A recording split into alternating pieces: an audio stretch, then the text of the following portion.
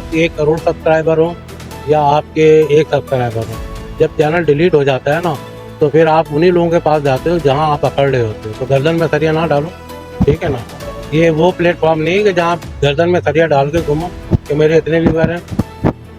अगर जितने भी मेरे सब्सक्राइबर हैं और आपके जितने सब्सक्राइबर हैं, आप भी उसी तरह मेहनत कर रहे हो, मैं भी उसी तरह मेहनत कर रहा हूँ। सिला देने वाली ज़ात अल्लाह की, हम सब बराबर हैं, बराबरी की बुनियाद पर।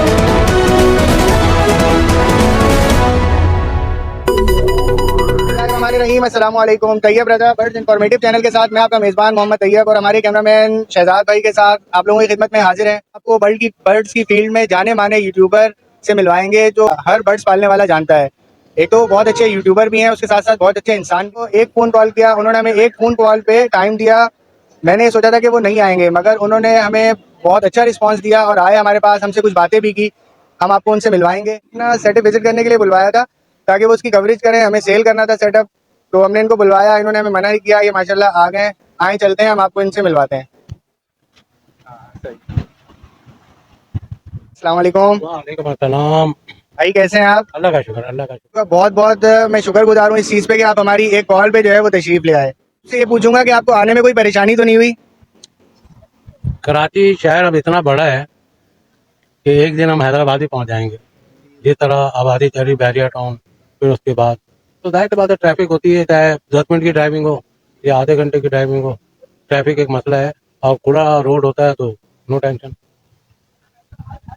अक्सर लोग गुलशन हदीद का नाम सुनते ही जो है वो या तो बात नहीं करते दोबारा, या मना कर देते हैं कि यार नहीं, ये बहुत ज़्यादा दूर एरिया है, हम लोग इस जगह पे नहीं आएंगे, या आप जो है मलीर तक आ जाएं। ये होता है कि अगर आप काम को अहमियत देते हैं और आप अवलियत काम के ऊपर, आपकी तरजीह काम के ऊपर हो, तो फासले चाहे हैदराबाद हो, भावलपुर हो, हम सब जगह चले जाते हैं, ठीक है ना। हमने काम को फोकस करना होता है। हमें ये कभी नहीं सोचा कि ये दूर है या करीब है।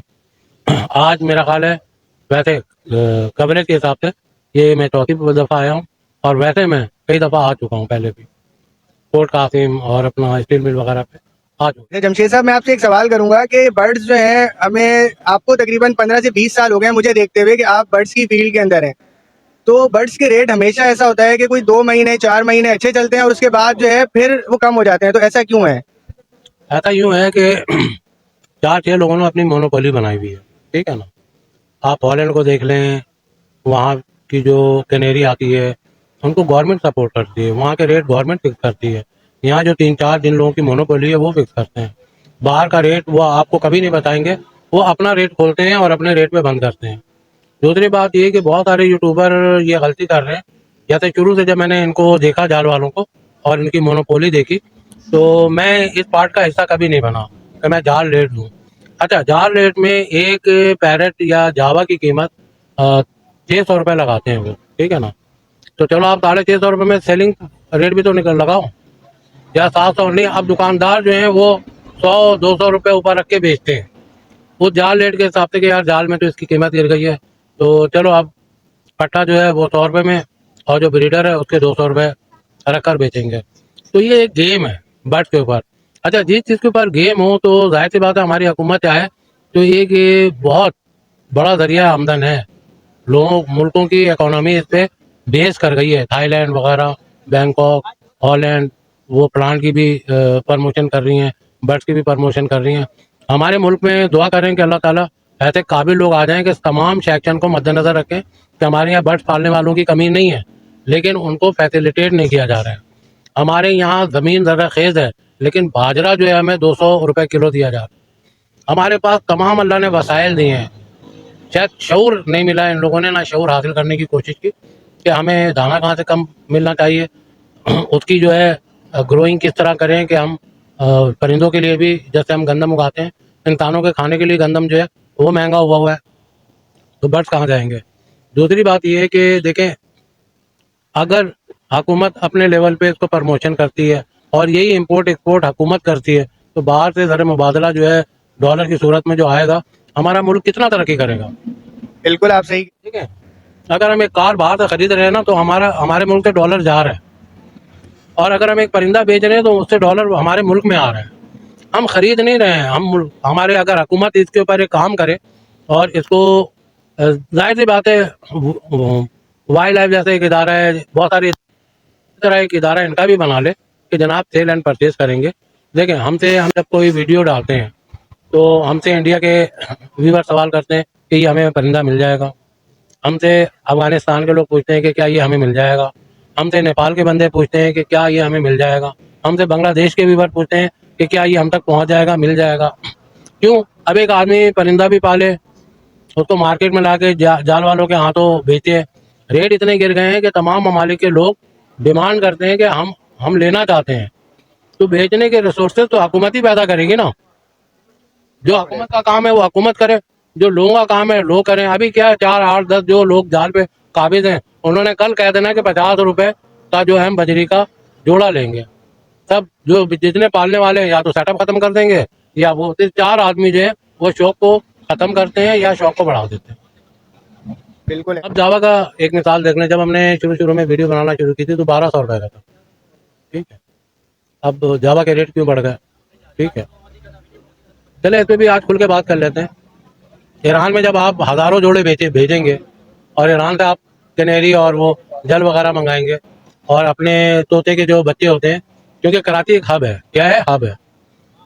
पूरे पाकिस्तान का परिंदा कराची से आके यहीं से जाता है शिपमेंट के ईरान जाना है, ठीक है। अगर पंजाब में किसी ने ये कंसाइनमेंट पकड़ लिया तो हो सकता है पंजाब वाले अपने तौर पे भेज देते हैं, लेकिन ज़्यादातर जो है कराची से ही बर्ड्स सेल होते हैं। क्या मकाओ ले लें, पूरे पाकिस्तान में देख लें कि जो बर्ड्स कराची में है वो पूरे पाकिस्तान में नहीं है, ठीक है।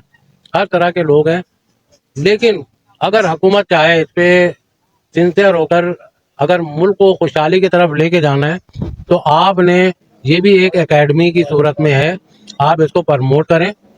ये ना हो कि एक आदमी आए तो जनाब ये जो है मोटेशन है।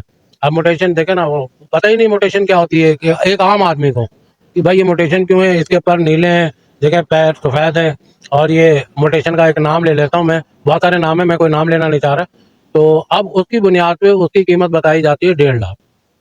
अब 1.5 लाख वो शख्स के रेट है, सिर्फ फर्द वाहिद के रेट है। वो कहता है कि मैंने मंगाया है 1.5 लाख का, अब मेरे पास पट्टे निकले तो मैं 1.5 लाख का दूंगा। अच्छा, जो समझदार लोग हैं, सूझबूझ रखते हैं, वो कहते हैं 1.5 लाख का है भाई, तू ही पाल।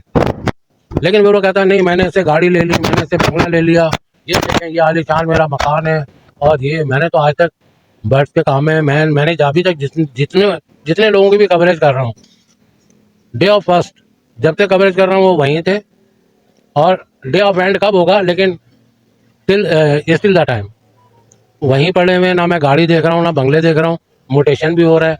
तो वो झांसा इस तरह देते हैं, और उनको पता है, वो अपने शिकार के पूरे तरीके को जानते हैं कि हमें न्यू फाइनेंसर चाहिए। न्यू फाइनेंसर क्यों चाहिए? कि वो धड़ आंख बंद करके पैसा लगा देगा। अच्छा, ये गाड़ी बंगला इससे हुआ है, नौज बिल्ला इससे नहीं होता। अल्लाह ताला जिस काम में बरकत है उससे हो जाता है। अल्लाह पे कादिर है। और कहते हैं ना कि आखिर में एक लफ्ज़ कहूँगा कि जब तक बेवकूफ़ जिंदा है, अक्लमंद भूखा नहीं मरेगा। बिल्कुल आपने सही कहा, सारी बातें आपने बहुत अच्छी बातें की आपने। असल में मेरे पास काफ़ी सारे सवाल लिखे हुए थे, मगर उन सारे सवालों के जवाब आपने सिर्फ लिखे हुए थे, उन काफ़ी सारे सवालों के जवाब आपके इस सवाल के अंदर मौजूद थे। तो हमें मजीद जो है वो आपका टाइम भी नहीं ज़ाया करना चाहिए, इसलिए कि आप लोगों ने भी बहुत दूर जाना है। तो बहुत बहुत शुक्रिया, फिर से आपने हमें टाइम दिया, आपने हमारे साथ बात की, आप मुझे बहुत अच्छा लगा आपसे। बात है कि सीनियर होने के लिहाज से मेरे अंदर तजर्बात ज़्यादा होंगे, ठीक है ना। तो अगर आपको कोई कमी बेची या जमशेद साहब से हमने बहुत तफसील गुफ्तगू की, हमारी काफ़ी अच्छी बातें हुई, यूट्यूब के हवाले से भी काफ़ी सारी बातें हुई जो हम नाज़रीन के साथ नहीं शेयर कर सकते। उसकी वजह यह है कि सारी वीडियो के अंदर माइक की ख़राबी की वजह से हमारे कैमरामैन भी नए थे, जिसकी वजह से सारी तस्वीरें उनको पता ही नहीं लगा कि माइक जो है वो नहीं आ रही।